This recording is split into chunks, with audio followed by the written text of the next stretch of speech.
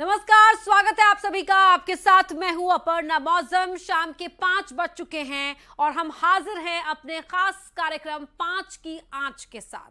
5 की आंच में आज बात होगी बिहार के सीएम नीतीश कुमार के उस बयान की जिस पर प्रधानमंत्री मोदी ने किया है करारा प्रहार। वहीं बात होगी दुर्ग से संदिग्ध आतंकी की गिरफ्तारी की भी। उसकी तस्वीर आपकी टीवी स्क्रीन पर है। इसे यूपी एसटीएफ ने पकड़ा है। साथ ही बात होगी मध्य प्रदेश में जहरीली हो रही हवा की जिस पर एनजीटी ने चिंता जाहिर की है।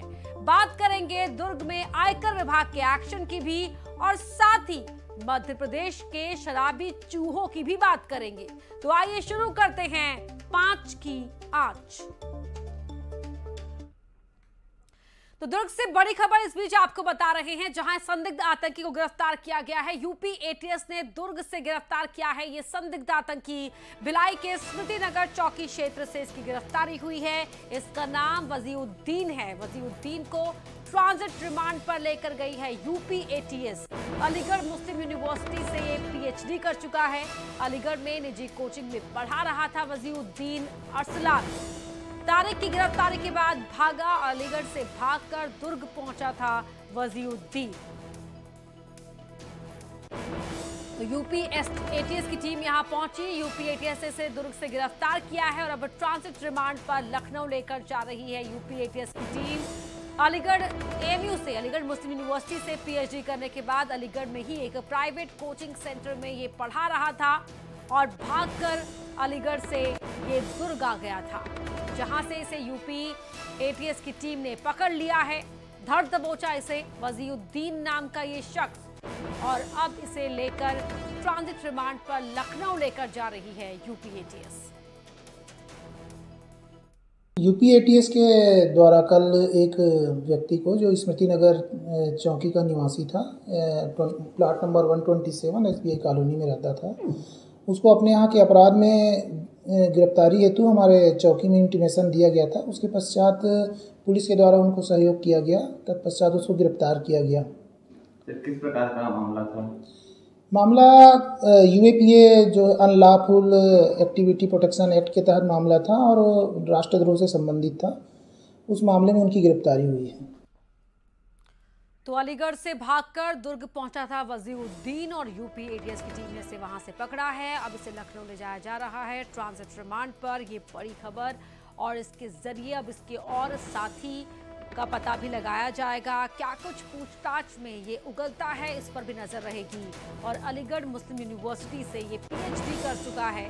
वहीं एक प्राइवेट कोचिंग सेंटर में पढ़ा भी रहा था और ये अरसलान और तारिक की गिरफ्तारी की खबर सुनते ही अलीगढ़ से भागकर दुर्ग आ गया जहां से इसे धर दबोच लिया गया। ये बड़ी खबर आपको बता रहे हैं। इसे बड़ी कामयाबी के तौर पर भी यूपी एटीएस देख रही है क्योंकि इसके जरिए वो और जो कड़ियां हैं और जो तार कहां जुड़ते हैं उन तमाम लिंक्स तक पहुंचने की भी वो उम्मीद कर रही है। तो अलीगढ़ में एक प्राइवेट कोचिंग सेंटर में वजीउद्दीन पढ़ा रहा था। मिथिलेश ठाकुर हमारे सहयोगी दुर्ग से हमारे साथ लाइव जुड़ रहे हैं। सीधे उनका रुख कर लेते हैं। मिथिलेश, जरा बताएं किस तरह से ये गिरफ्तारी हुई और कहां दुर्ग में छिपकर क्या रह रहा था ये वजीउद्दीन? देखिए, दुर्ग पुलिस की ये बड़ी कार्रवाई है क्योंकि ये यूपी एटीएस और दुर्ग पुलिस के संयुक्त कार्रवाई माना जा रहा है जहां पर वजीउद्दीन को गिरफ्तार किया गया। वजीउद्दीन जो है वो स्मृति नगर चौकी क्षेत्र में जो है वो छुपकर रह रहा था। एक इनपुट मिला था यूपी पुलिस को जिसके बाद में यूपी पुलिस ने दुर्ग पुलिस से इसे बातचीत की और इन लोगों ने दोनों ने संयुक्त रूप से कार्रवाई की है। वजीउद्दीन को गिरफ्तार करके उसको ट्रांजिट रिमांड पर लखनऊ ले जाया जा रहा है। ये जो पूरा मामला, ये जो एएमयू के वर्तमान और पूर्व छात्र संगठन से ये जुड़ा हुआ वजीउद्दीन है जिसकी जो गतिविधियां थी वो काफी संदिग्ध थी, देश विरोधी गतिविधियां थी।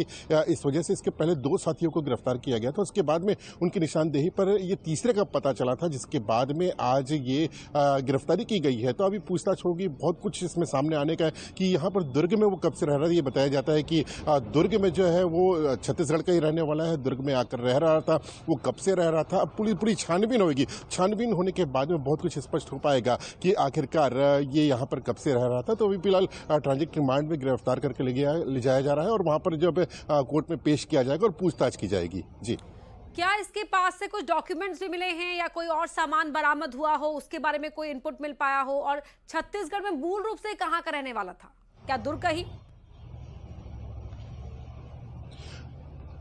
देखिए, अभी पूछताछ में बहुत कुछ स्पष्ट होगा कि क्या वो दुर्ग का ही रहने वाला है या फिर छत्तीसगढ़ के किसी अन्य का, क्योंकि बहुत प्राथमिक जानकारी अभी सामने आई है। क्योंकि ये पूरी जो कार्रवाई है वो यूपी के माध्यम से की गई है, यूपी एटीएस के माध्यम से द्वारा की गई है, जिसको काफी गुप्त कार्रवाई माना जा रहा था। क्या मिला है, क्या दस्तावेज मिले हैं, किस तरह की पूछताछ हुई है, बहुत कुछ अभी जानकारी होना बाकी है। तो पूछताछ जब होगी तो बहुत कुछ स्पष्ट हो पाएगा। लेकिन यदि दुर्ग की बात किया जाए तो जो जिस तरह से पॉश इलाका कहलाता है ये दुर्ग का जो स्मृति नगर चौकी क्षेत्र का मामला है, जहां पर ऐसे लोग रहते हैं जिनका जो आसपास किसी के ताल्लुक नहीं होता है, तो ये शायद हो सकता है कि यहां पर जो है छुप के रहने के लिए एक बड़ा आसान जगह हो सकता है। यही वजह है कि अभी बैंक कॉलोनी बताया जा रहा है कि बैंक कॉलोनी से गिरफ्तार किया गया है। तो अभी पूरा जब पूछताछ होगी तो बहुत कुछ स्पष्ट हो पाएगा कि आखिरकार उससे क्या क्या डॉक्यूमेंट्स मिले हैं, किन परिस्थितियों में गिरफ्तार किया गया है, क्या कुछ है। बहुत कुछ अभी निकल के सामने आना बाकी है। जी, बहुत शुक्रिया मिथिलेश आपका इस पूरी जानकारी के लिए। और अब बढ़ते हैं आगे, बात करते हैं गुना की, जहां पीएम मोदी ने इंडी गठबंधन पर, माफ कीजिएगा, इंडी गठबंधन पर तीखा हमला किया। कहा कि ये इंडी गठबंधन के नेता ने विधानसभा के अंदर ऐसी भाषा में गंदी बातें की, कोई शर्म नहीं है उनको। इंडी गठबंधन का कोई भी नेता उनके खिलाफ कुछ बोलने को तैयार नहीं हुआ है। माता बहनों की इज्जत ये लोग कैसे कर सकते हैं? कैसा दुर्भाग्य आया देश का, कितना नीचे गिरोगे, दुनिया में देश को नीचा गिराओगे।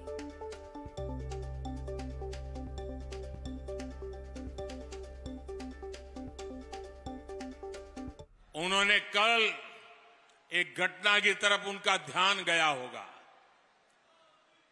ये गठबंधन गठबंधन, ये इंडी अलायंस, इस इंडी अलायंस के एक बहुत बड़े नेता जो इंडी अलायंस का झंडा लेकर के घूम रहे हैं, जो देश की वर्तमान सरकार को उखाड़ फेंकने के लिए भांति भांति के खेल कर रहे हैं, वो इंडी अलायंस के नेता ने विधानसभा के अंदर,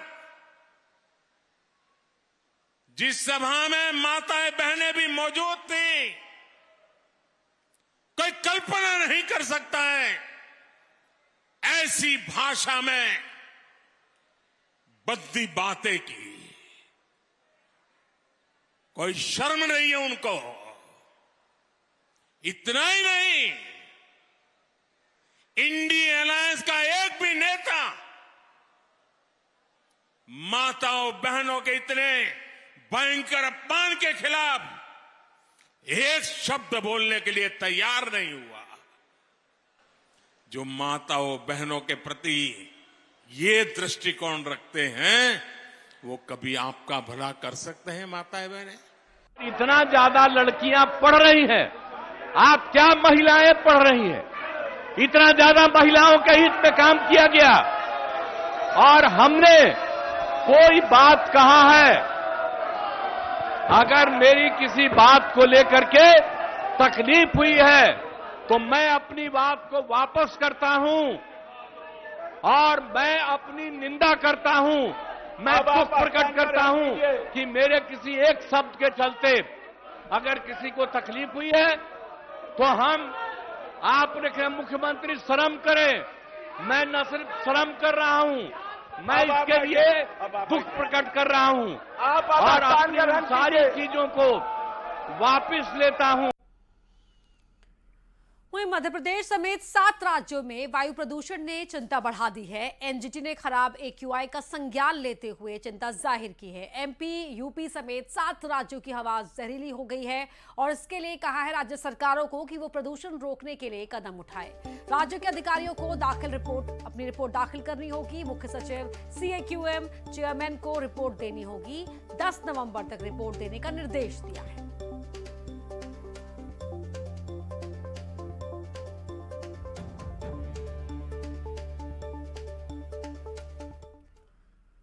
तो मध्य प्रदेश में जो प्रदूषण का स्तर है वो लगातार बढ़ता जा रहा है। ग्वालियर की अगर बात करें तो सबसे ज्यादा ग्वालियर में हवा की गुणवत्ता खराब पाई गई है। ग्वालियर में बीते एक हफ्ते से एयर क्वालिटी इंडेक्स 250 के पार चल रहा है। बुधवार सुबह AQI का लेवल यहां पर 263 पहुंच गया। AQI लेवल घातक स्तर तक पहुंचने के बाद ग्वालियर जिला प्रशासन और प्रदूषण विभाग हरकत में आया और आज धुआं उगलने वाली गाड़ियों के खिलाफ कार्रवाई आज से ही शुरू कर दी गई। सुबह से दोपहर 12 बजे तक ग्वालियर शहर में करीब 300 से ज्यादा गाड़ियों का प्रदूषण स्तर चेक किया गया। इनमें 150 से ज्यादा गाड़ियां प्रदूषण फैलाने वाली निकली हैं। इनके खिलाफ चालान की कार्रवाई की गई।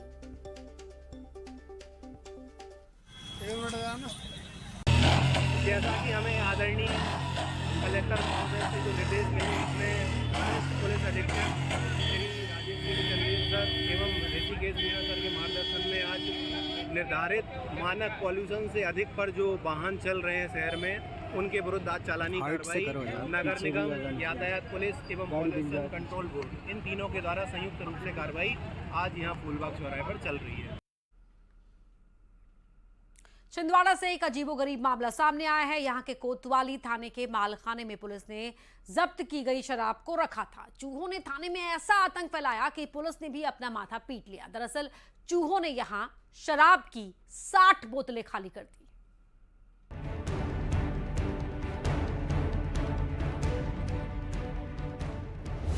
आदत बड़ी खराब है भैया, सबसे बड़ी शराब है।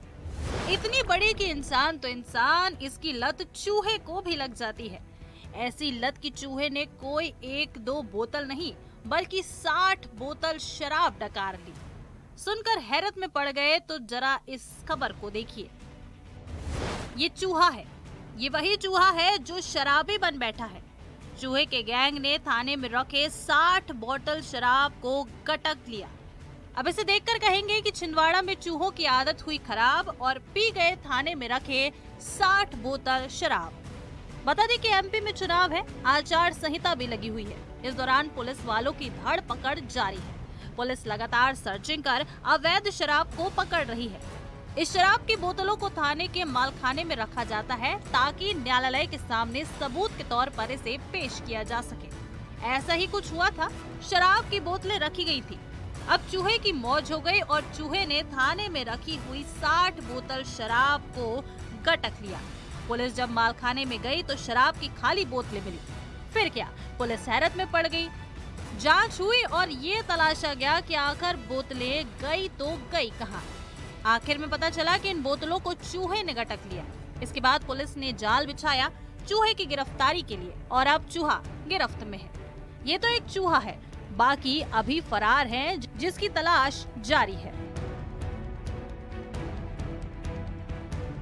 अब बात दुर्ग की, जहां पटाखा कारोबारी के ठिकानों पर आयकर विभाग की टीम ने छापा मारा है। पटाखा कारोबारी के घर और गोदाम पर इनकम टैक्स की टीम की ये कार्रवाई जारी है। तो एक्शन में है इनकम टैक्स डिपार्टमेंट। यहां पटाखा कारोबारी के ठिकानों पर छापे मारे गए हैं। सुबह से ही ये छापेमार की कार्रवाई जारी है। जांच की जा रही है, तमाम कागज फाइलें खंगाली जा रही है, जानकारी हासिल की जा रही है इनकम टैक्स संबंधित मामले में। और ये पटाखा कारोबारी के ठिकानों पर छापेमारी की गई है। तो सुबह से ही छापेमारी की कार्रवाई जारी है।